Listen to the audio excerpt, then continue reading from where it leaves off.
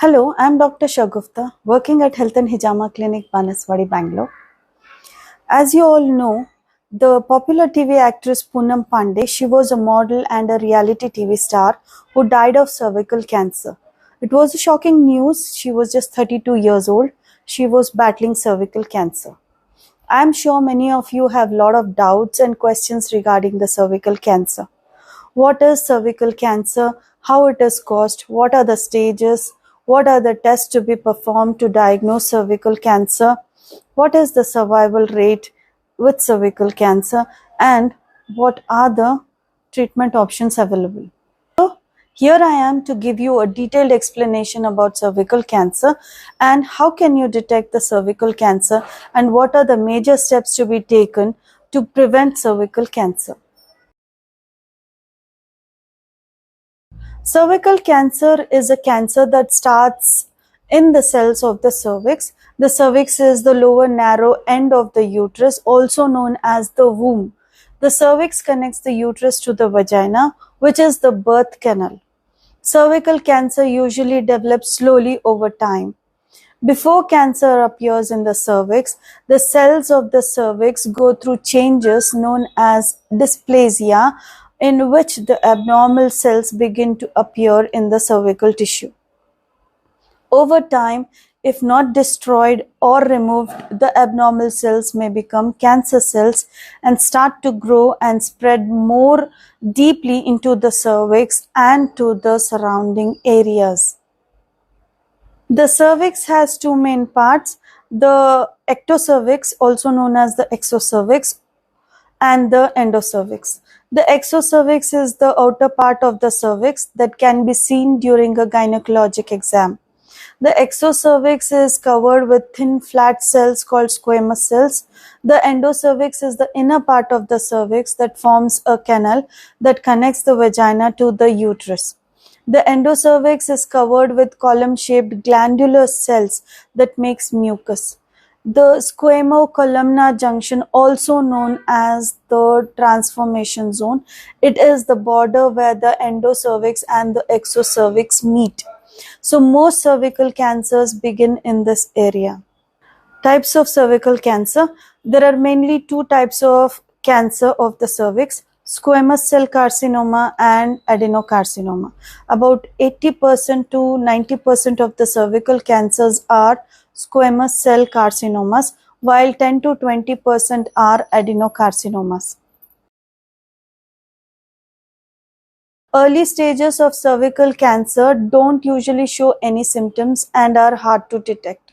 The first signs of cervical cancer may take several years to develop. Finding abnormal cells during cervical cancer screenings is the best way to avoid cervical cancer. Signs and symptoms of stage 1 cervical cancer includes 1. Watery or bloody vaginal discharge that may be heavy and can have a foul odor. 2. Vaginal bleeding after intercourse, between menstrual periods or after menopause. 3. Menstrual periods may be heavier and may last longer than normal. If cancer has spread to nearby tissues or organs, then symptoms may include difficult or painful urination, sometimes with blood in the urine. 2. Diarrhea or pain or bleeding from your rectum when pooping. 3. Fatigue or loss of weight and appetite. 4. A general feeling of illness. 5. Dull backache or swelling in your legs. 5. Pelvic or abdominal pain. If you experience abnormal bleeding, vaginal discharge, or any other unexplained symptoms, you should have a complete gynecological examination, including a pap test. Most cervical cancers are caused by virus HPV. It's a sexually transmitted infection. HPV spreads through sexual contact and can lead to cancer. Most people get HPV at some point in their lives and do not realize it because their bodies fight against the infection. However, if your body doesn't fight the infection, it can cause the cells of your cervix to turn to cancerous cells. Early detection of these types of HPV is the key to prevent cervical cancer. Regular screenings with your doctor can help identify cell changes before they become cancerous. The HPV vaccine can help prevent HPV infection by protecting you against the HPV that causes up to 90% of the cervical cancers. Pain from the cervical cancer may not be too much in the early stages, but as the cancer progresses and spreads to the nearby tissues and organs, you may experience pain in your pelvis or have issues urinating.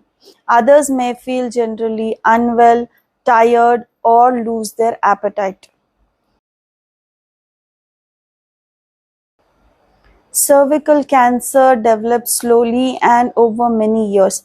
Before turning to cancer, the cells in your cervix go through a lot of changes. The normal cells in your cervix starts to appear irregular or abnormal. These abnormal cells may go away, stay the same, or turn into cancer cells. Regular gynecological screenings with a pap test can detect most cases of the cervical cancer. A pap test or pap smear is a test that collects cells from your cervix.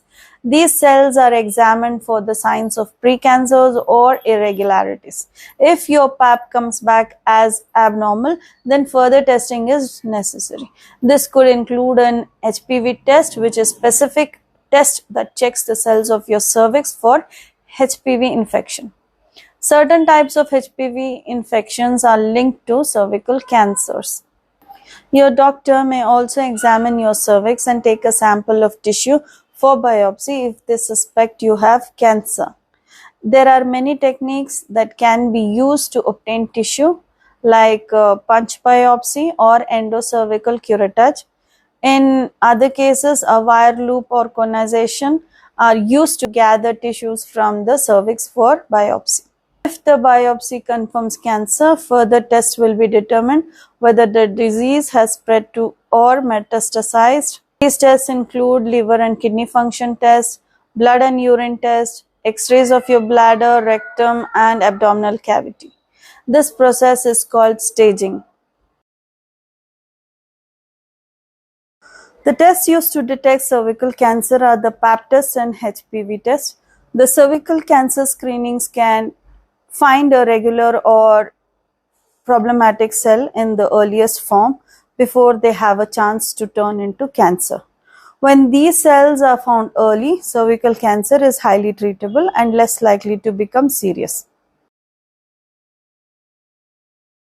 In stage 1, the cancer is found only in your cervix, it has not spread and it is small.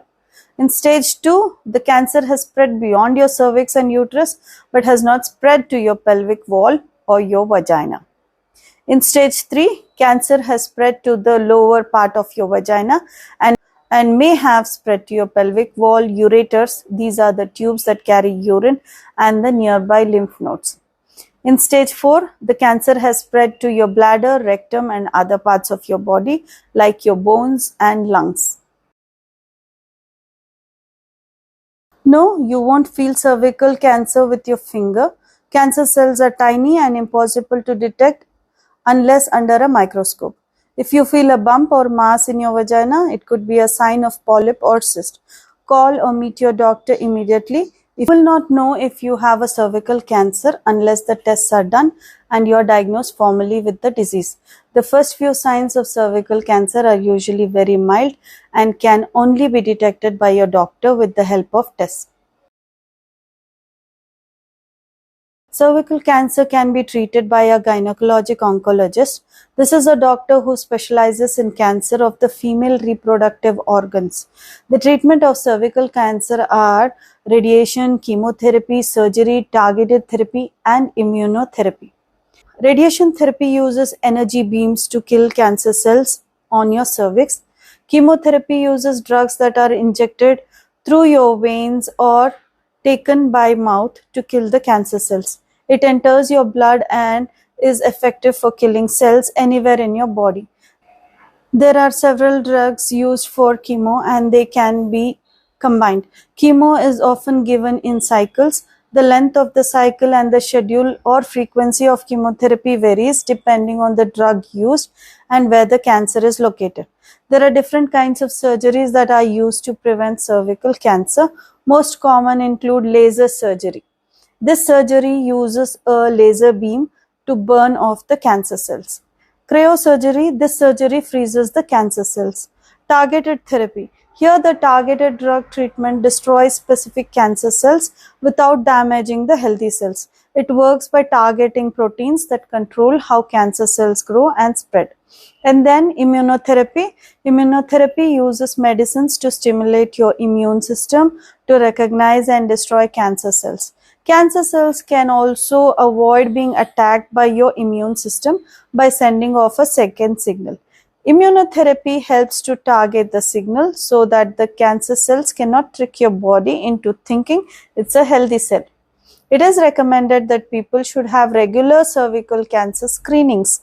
Screenings include pap test, testing for HPV, or a combination of both the tests. Cervical cancer screening should begin at the age of 21 years, regardless of your sexual history. For those 21 to 29 years of age, screening is recommended every 3 years with only a pap test. No HPV test is required. For people 30 years and older, testing with a pap and HPV should be done every 5 years or pap test alone every 3 years. Those who have had a total hysterectomy, that is removal of the uterus and the cervix, should stop having cervical cancer screening unless they have a history of cervical cancer or pre-cancer. People who have had a hysterectomy without removal of the cervix should continue to follow the guidelines. The HPV vaccine is approved for the children and adults ages 9 to 45 and it protects against the development of cervical cancer. The vaccine works by triggering your body's immune system to attack certain human papilloma virus, that is HPV types, which have been linked to many cases of cervical cancer. It is best to get the vaccine before the start of sexual activity. The vaccine is given in a series. The number of shots you need varies depending on the age you are at your first dose. Check with your doctor to see if you are eligible for the vaccine. In people with cervical cancer that is detected at the earlier stage, the survival rate is over 90%. Almost all the cervical cancers can be diagnosed at an early stage. The survival rate is 50% if the cancer has spread to other tissues or organs. It is possible to get pregnant if your cervical cancer was treated. However, certain treatment methods can impact your ability to get pregnant. Talk to your doctor about the treatments for cervical cancer and your desire to become pregnant. They should be able to discuss the risk and the side effects the cancer treatment could have on fertility. Yes, cervical cancer can impact your sex life. There can be physical and emotional changes which people experience during and after the treatment of cervical cancer. Certain physical changes like having your uterus or ovaries removed or vaginal dryness can affect the sex life. Other times, it is emotional side effects of cancer treatment that can leave a person feeling less desirable or anxious. It is normal to feel nervous about having sex after cervical cancer. Talk to your doctor about how you are feeling so that they can recommend how to best treat you. No, there is no cure for cervical cancer. However, it is highly treatable cancer, especially if it is detected early. Can hijama or cupping therapy done at regular intervals help you detox your body and help you prevent major health issues like cancer? Yes. Hijama or cupping therapy performed on your body at regular intervals can help you a lot with your immune system and you can actually prevent major health issues like cancer. So I would strongly recommend Hijama, and cupping therapy. I hope my video was helpful. I'm sure you'll have a lot of doubts and queries further. And if you have, please feel free to write down in the comment box. See you in my next video. Until then, stay happy, stay safe. Bye-bye.